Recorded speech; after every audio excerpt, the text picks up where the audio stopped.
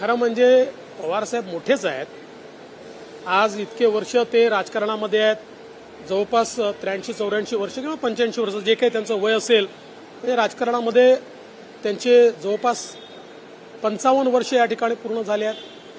तर या स्तराच्या नेत्यांनी एका साध्या आमदाराला अशा प्रकारे जर धमकी दिली असेल तर ती योग्य नाही आहे. मला असं वाटतं की त्यांनी म्हणजे मी काही त्यांना सल्ला देण्या एवढा मोठा नाही आहे, पण त्यांनी याचा पुनर्विचार करावा.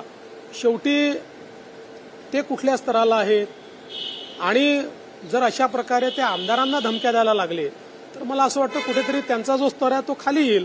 आणि मला वाटत नाही की कोणी आमदार अशा प्रकारे त्यांना किंवा त्यांच्या कार्यकर्त्यांना धमकी देत असेल. मला असं वाटतं की म्हणजे मी काही त्यांचं म्हणणं ऐकलेलं नाही. तुम्ही जे म्हणताय त्याच्या आधारावर मी माझी